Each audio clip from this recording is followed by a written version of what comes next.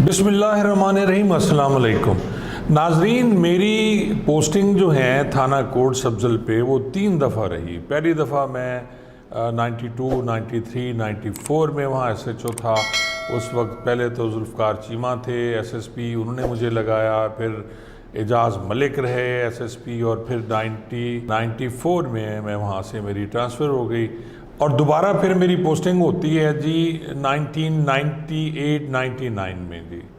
ये भी मेरी 1.5-2 साल की पोस्टिंग थी। फिर मैं वहाँ से डिफरेंट थानों पे पोस्ट रहा और आखिरी और तीसरी पोस्टिंग जो मेरी थी 2004 में हुई कोट सब्जल थाने पे जी। और उस वक्त सर्कल सादकाबाद के ASP पीर मोहम्मद शाह थे। पीर मोहम्मद शाह बहुत तगड़ा पुलिस ऑफिसर जी। मैंने अपनी लाइफ में जिन अफसरान की मैं तारीफ़ करता हूँ, जैसे कि जुल्फ़कार चीमा साहब हैं, अलादीन ख्वाजा हैं, और इसी तरह जो हैं हुसैन करार ख्वाजा, मलिक एजाज़ मरहूम जिनकी डेथ हो गई वो, और उनके साथ साथ जो यंग पुलिस अफसरान में पीर मोहम्मद शाह शामिल हैं, जो बतौर ASP उन्होंने वो काम किया जो बहुत से पुलिस अफसरान सादकाबाद तहसील में नहीं कर सके। पीर मोहम्मद शाह साहब जो थे, उनका काम ये था कि जी आपस में लड़ाओ उनको, ख़ास तौर पे कच्चे के लोगों को, यानी डिवाइड एंड रूल की पॉलिसी थी उनकी। और वो एक ग्रुप पे हाथ रखते थे और दूसरे ग्रुप का बंदा जो है वो मार देते थे, और फिर यही काम होता था कि जी बख्तरबंद गाड़ियों में उठा के लाश लेके कार्रवाई करनी, और इसी तरह दूसरे साइड के भी बंदे मरवा के उन्होंने। लेकिन सारे क्रिमिनल्स थे आपस में, क्योंकि इनकी लठानी सखानियों की दुश्मनी है, तो उस दुश्मनी का फ़ायदा उठा के पीर मोहम्मद शाह साहब ने बहुत ज़्यादा काम किया। मकसद उनका यही था कि जराइम की बेचखनी हो, यानी जो जराइम हो रहे थे इलाके में, और ख़ास तौर पे अगवा बराए तावान की वारदातें, उसमें बड़ी कमी हुई। मेरी पोस्टिंग कोट सब्जल, और राना रियाज जो था ये भी हमारा कोलीग, बहुत अच्छा दिलेर पुलिस ऑफिसर है जी, रिटायर हो गया बतौर DSP। इसकी पोस्टिंग भी थी सदर सादकाबाद में। और भुंग में था जी चौधरी यूसुफ यजमान केस, जिसके मैंने व्लॉग भी बनाया। उस वक्त वो हवलदार होता था और इंस्पेक्टर चौधरी यूसुफ भुंग का SHO था। अब ये जो हमारा एरिया बनता है, ख़ास तौर पे भुंग थाना, कोट सब्जल थाना और सदर सादकाबाद, ये एरिए ज़्यादा अफेक्ट करते हैं। जितने ये बाहर से लोग आते हैं, सिंध के क्रिमिनल्स हैं या बलूचिस्तान के क्रिमिनल्स हैं, जिनमें ख़ास तौर पे मरहट्टा कौम जो है वो बड़ी आती है वहाँ से, और आके वारदात करके वापस चले जाते थे।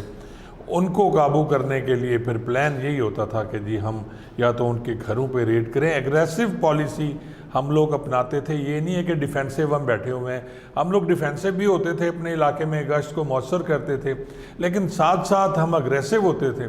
और वो जो क्रिमिनल्स हैं उनके घरों पे मुसलसल रेड करना और वहाँ जाना, मुनासिब नफरी लेके, और कामयाबी के साथ वापस आना।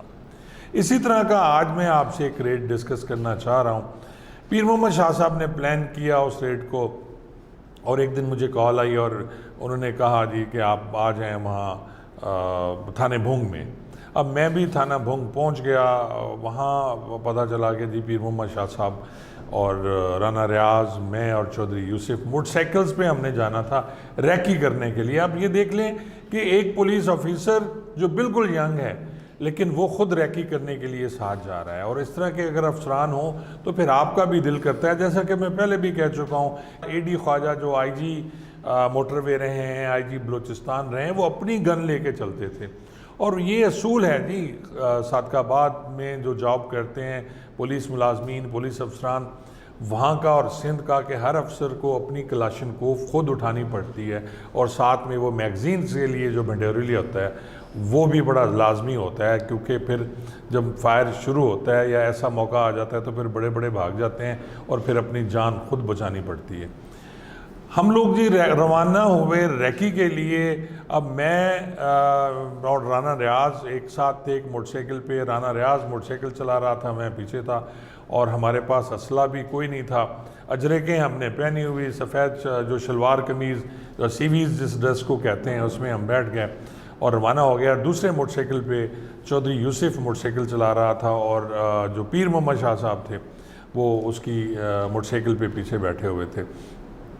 वहाँ उन्होंने ऑलरेडी प्लान किया हुआ था जी, मदरसा है वहाँ, ये जो शाह सोन मियानी का एरिया है और कच्चा कराची भी कहा जाता है उसको, वहाँ मदरसा है और वहाँ हम लोग गए और वहाँ बैठ के पीर मोहम्मद शाह साहब ने अपने एक मुखबिर से बात की और हम लोग फिर वापस रवाना हुए। शाम हो चुकी थी और हमारा पीछा भी किया उस दिन कुछ लोगों ने, और बाद में जो इतलात थी जो आई उन्होंने कहा जी आज आप लोग बच के चले गए हैं, अगर आप लोग उस दिन थोड़ा सा और लेट हो जाते थे शायद आपको अगवा कर लिया जाता। ये शाहवाली तहसील है जी, राजनपुर की इसका जो एरिया है, और यहाँ पे हमने रेड करना था। अब प्लान हो गया जी, सुबह सुबह हम लोग रवाना हुए रेड के लिए, और बख्तरबंद गाड़ी भी एक हमारे साथ थी, और उस बख्तरबंद गाड़ी में खुर्शीद था जी, एक नैब रीडर हवलदार होता था ये, और वो उस बख्तरबंद गाड़ी में था। और उस बख्तरबंद गाड़ी में एक मकबूल बटेरा, बड़ा मशहूर थानेदार है जी, सब इंस्पेक्टर, वो भी उसमें मौजूद था, और एक ड्राइवर था, और उसमें बैठ के ये लोग हमारे आगे आगे थे जी। वहाँ रेड हमारा कामयाब हो गया, बंदे हमने कुछ पकड़ लिए, और अब हमने प्लान ये किया, और मैंने जो पीर मोहम्मद शाह को कहा कि सर अब वापस चलते हैं। बाकी मुलाजमीन भी ये कह रहे थे कि हमें कच्चे में, क्योंकि 2 घंटे 3 घंटे हो गए हैं। अब होता ये है कि जब आप ज़्यादा टाइम कच्चे के इलाका में, जो दरियाई इलाका है, रुकते हैं, तो ये क्रिमिनल्स इकट्ठा होना शुरू हो जाते हैं और ये फ़ोन कॉल्स करना शुरू कर देते हैं, और बहुत दूर दूर से, कोई 5 किलोमीटर 10 किलोमीटर दूर से जो क्रिमिनल्स बैठे हुए हैं पानी में, वो बोट्स पे आना शुरू हो जाते हैं, कश्तियों पे आना शुरू हो जाते हैं, और मोटरसाइकिल्स पे, और हर क्रिमिनल के पास टेलीस्कोप गन भी होती है और डिफरेंट किस्म का जदीद असला उनके पास होता था, और वो वहाँ आके फिर पुलिस को घेरा डाल लेते हैं। लेकिन यहाँ पीर मोहम्मद शाह साहब ने ये कहा कि नहीं जी, हमारे पास नफरी ज़्यादा है और हम एक चक्कर लगा के चलते हैं, और थोड़ा सा 1-2 और क्रिमिनल्स हैं उनके घर का भी हम चक्कर लगा लेते हैं और तलाशी लेते हुए वहाँ से आ जाएंगे। अभी हम वहाँ पहुँचे ही थे कि फिर वही हुआ जी जिसका हमेशा होता है, कच्चे में फायरिंग शुरू हो गई। अब फायरिंग इस तरह शुरू हुई कि हमें बिल्कुल आइडिया नहीं था कि ये फायर कहाँ से आ रहे हैं। हर बंदा अपनी तरफ से फायर किए जा रहा है, और उस पर कोई पता नहीं था कि आगे कौन है। उस वक्त राना रियाज और पीर मोहम्मद शाह साहब की टीम जो थे ये बहुत आगे थी हमसे, बाकी लोगों के साथ हम एक साइड पे थे, और फायरिंग का कोई समझ नहीं आ रही थी कि फायरिंग कहाँ से हो रही है। तो जब हम लोग ने भी ऐसा ऐसा हमें ये फील हुआ कि जी पीर मोहम्मद शाह और राना रियाज ग्रुप को घेरे में ले लिया गया है और अब हमने उनकी मदद करनी है। मैं भी अपनी नफरी को लेके उसी तरफ रवाना हुआ, इक्का दुक्का फायर भी करते जा रहे थे। मेरे साथ मुझे याद है उस दिन मुग़ल बख्श एक मेरा गनमैन होता था, और फिर उसके साथ अमीर ख़ान न्याजी था, फिर जो था एक और मेरा बड़ा अच्छा गनमैन नज़ीर न्याजी, और जो ड्राइवर भी था। ये सारे लोग, कासिम को भी मैं कभी नहीं भूल सकता, ये सारे लोग मेरे इर्द गिर्द थे, और इनकी कोशिश ये होती कि जी फायर अगर कहीं से आए तो वो मुझे घेरे में लेके चलें, यानी वफादारी की इंतहा है कि जी फायर उनको लग जाए और इनका जो सीनियर है उनको नहीं लगना चाहिए। ये वफादारी उस वक्त होती है जब अपने आप जवानों से प्यार करते हैं और उनका ख्याल रखते हैं बहुत ज़्यादा। तो हम लोग जब पहुँचे तो एक जगह पे थोड़ी देर में मैंने देखा जी बख्तरबंद गाड़ी में जो खुर्शीद था, थकना कौम है जी खुर्शीद की, मुझे याद है, तो हमने उसे ट्रेंड किया था रॉकेट लॉन्चर चलाने के लिए। और जिस तरह के असला हम लोग सुई से मंगवाते थे, इसी तरह रॉकेट और रॉकेट के साथ रॉकेट लॉन्चर जो हैं ये भी हम सुई से मंगवाते थे, बुकटियों से ये लेके, क्योंकि हम पे भी फायर होते थे रॉकेट लॉन्चर्स, तो उसका हमने ये सोचा कि उनके लिए भी हम रखें। तो ट्रेंड किया गया था बाकायदा खुर्शीद को कि वो माहिर था रॉकेट लॉन्चर चलाने का। अब वो जो बख्तरबंद गाड़ी आई है और आके उसने टर्न लिया, यानी इस यहाँ जैसे मैं बैठा हुआ हूँ तो बख्तरबंद गाड़ी यूं जानी थी, उसने वापस टर्न लिया। वापस टर्न लेने के बाद उसका मुंह मेरी तरफ, यानी हमारी तरफ, जो हमारी टीम थी उस तरफ हो गया। हम लोग बातें करना शुरू हो गए, और वहाँ बैठ के मेरे सामने खुर्शीद ने एक रॉकेट फायर किया उस लॉन्चर से, और वो जो उसने मारा था वहाँ के जो क्रिमिनल्स थे उनकी तरफ। फायर करने के बाद मकबूल बटेरा सब इंस्पेक्टर भी उसी गाड़ी में मौजूद है बख्तरबंद में, और उसके बाद दोबारा वो आके गाड़ी में बैठा और मेरे ख्याल में 5 मिनट हुई फायरिंग हुई मेरे पिछली तरफ से जी। बाकी तो सामने वो लोहे की शीट होती है, लेकिन ऊपर एक खिड़की बनी होती है, वो भी शीशा उसका खासा मजबूत होता है और वो बुलेट प्रूफ होता है। वो पता नहीं किस तरह वो शीशा ऊपर हुआ और गोली आई और सीधी उसके माथे में लगी खुर्शीद के, और वो वहीं शहीद हो गया जी। जब मकबूल बटेरे ने उसको गिरते देखा और ब्लड निकला तो उसने वायरलेस पे चलाना शुरू कर दिया कि खुर्शीद शहीद हो गया, खुर्शीद शहीद हो गया। अब तमाम फोर्स के पास वायरलेस सेट मौजूद थे और वहाँ जैसे ही ये खबर फैली कि जी हमारा एक जवान शहीद हो गया है, तो पूरी जो नफरी थी हमारी उसमें भगदड़ मच गई। हर आदमी अपनी अपनी जान बचाने के चक्कर में वापस भागना शुरू हो गया और खुर्शीद ये जो था मकबूल वो बख्तरबंद गाड़ी को लेके ये भी वापस निकला ताकि उसको हॉस्पिटल ले जाए, लेकिन रास्ते में वो शहीद हो गया। लेकिन आप ये देखें कि उसकी कॉल से अगर वो खामोश हो जाता, ये ना बताता कि उसे फायर लगा और आराम से निकल जाता, तो नफरी लड़ती रहती। उसकी जस्ट एक गलती की वजह से मकबूल बटेरे की पूरी नफरी जो है वो भागना शुरू हो गई। हम लोगों ने भी रिट्रीट किया, पीर मोहम्मद शाह साहब भी आगे से वापस आए, और अब मुझे 100 टाइम यकीन था कि ये जो फायर है ये हमारे किसी जवान से, क्योंकि ये फायर था जी G3 का फायर था। और आप समझ सकते हैं कि अगर उस गाड़ी का रुख हमारी तरफ था और मेरी पीछे की तरफ से फायर आ रहा है, तो इधर तो कोई क्रिमिनल नहीं थे, क्रिमिनल्स तो हमारे सामने थे। तो इस तरह मुझे था यकीन, अब भी यकीन है कि वो फायर जो अंधाधुंध किए जा रहे थे उसका ये शाखसाना था और उसमें खुर्शीद जो है वो शहीद हो गया।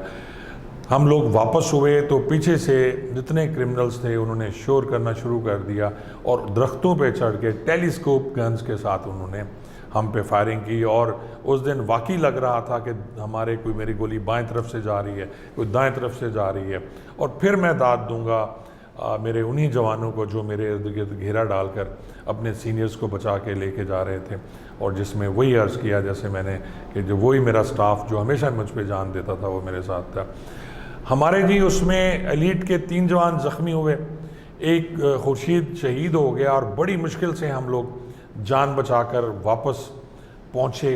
और आप देख लें कि छोटी सी गलती जो एक कामयाब रेड हमने किया था उसको किस तरह उसने सत्यानाश फेर दिया उस सारे रेड पे। और उससे ज़्यादा जो गलत हुआ वो ये था कि जी उसको फायर लगने के बाद वायरलेस सेट पे अनाउंस कर देना मकबूल बटेरा सब इंस्पेक्टर, वो रिटायर हो गया, वो उसे बटेरा ही कहते थे क्योंकि वो हमेशा तेज़ी से हर काम करता था, रेड में भी जाता था तो बड़ा तेज़ होता था, इसलिए उसका नाम मकबूल बटेरा पड़ गया। तो इस तरह ये वाक़या मैंने आपसे शेयर किया, वो इसलिए कि जी जहाँ भी आप जवानों को लेके अफसरान रेड पे जाते हैं तो ज़रूर इस बात का ख्याल करें, पूरी प्लानिंग से रेड होना चाहिए और कच्चे में ख़ास तौर पे आपको ज़्यादा टाइम नहीं रुकना चाहिए। वहाँ आप उस वक्त रुक सकते हैं जहाँ आपके मोर्चे मजबूत हों, आपकी बख्तरबंद गाड़ियाँ ठीक हों, आपके पास असला मुनासिब हो, और क्रिमिनल्स ये देख सकते हैं कि जी अगर फुल स्ट्रेंथ के साथ रेड हुआ है तो फिर वो आपके करीब नहीं आते।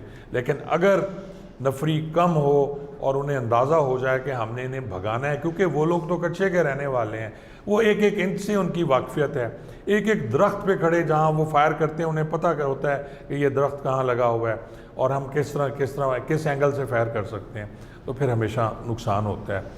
ये खुर्शीद इंतहाई बहादुर और वफ़ादार किस्म का हमारा जवान था जो इस रेड में शहीद हुआ था।